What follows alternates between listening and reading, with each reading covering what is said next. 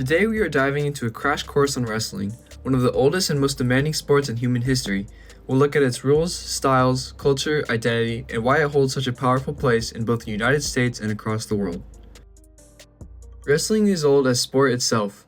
Ancient carvings from Mesopotamia, Egypt, and Greece show wrestlers locked in combat. It was a central event in the original Olympic Games over 2,700 years ago, meant to display strength, technique, and honor. While the rules have evolved, the essence, two competitors, no equipment, just skill and willpower, have never changed. At its foundation, wrestling is about control. You score points by taking an opponent down, escaping, reversing, or exposing their back to the mat. And if you pin both shoulders flat, the match ends instantly. But the way matches look and feel depends on the style.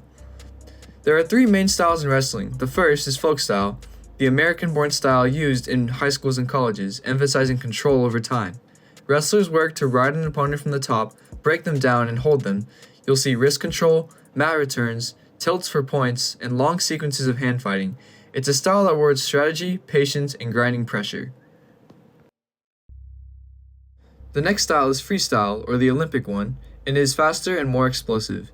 The focus is on scoring quickly with takedowns, turns, and exposures. A single move can rack up multiple points, and matches often swing dramatically in seconds. It rewards athleticism, creativity, and speed.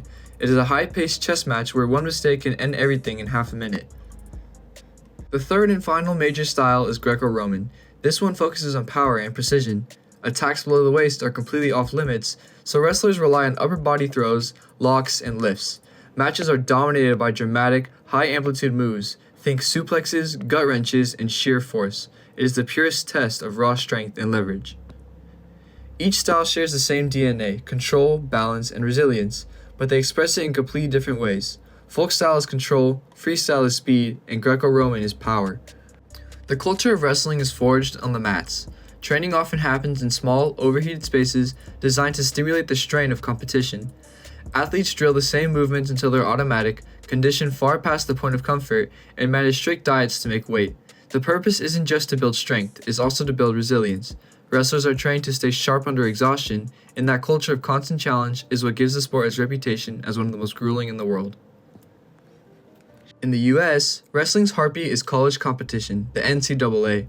Powerhouse programs like Iowa, Penn State, and Oklahoma State regularly pack arenas with thousands of fans. Every March, the NCAA championships bring the atmosphere of a major sporting event with the entire fan bases traveling to watch.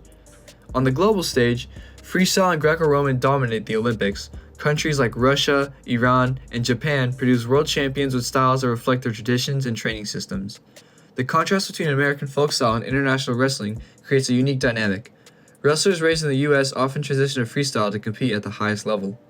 Wrestling carries a unique identity in sports. Unlike the spectacle of professional entertainment wrestling or the WWE, this is the real thing. It's competitive and stripped of theatrics. The sport is defined by its values: toughness, humility, discipline, and respect for the grind. Cutting weight before competition is infamous, a controversial but deeply ingrained part of wrestling culture, and it reinforces the idea that success in this sport demands sacrifice.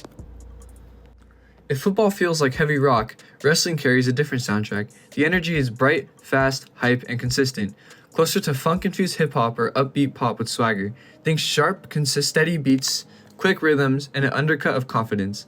It mirrors what wrestling feels like: intense, technical, but also thrilling in the moment when a single move changes everything. The sport has produced legends across eras. In the US, names like Cael Sanderson, who went undefeated throughout his entire college career, Jordan Burroughs, a multiple-time world and Olympic champion, known for his explosive double-leg takedown, and Gable Steveson, whose Olympic gold medal match ended with a last-second comeback, stand out. Internationally, icons like Aleksandr, Karelin, the Russian Greco-Roman powerhouse who went 13 years undefeated, symbolize the dominance and mystique wrestling can produce. The atmosphere of wrestling is unlike any other sport. In high school gyms, the sound of parents, teammates, and classmates echo through small spaces, every point, every pin amplified. In college, dual meets pack arenas with chants, cheers, and school colors everywhere. The NCAA finals create a playoff-like tension where thousands go silent, then erupt when a match-defining move lands.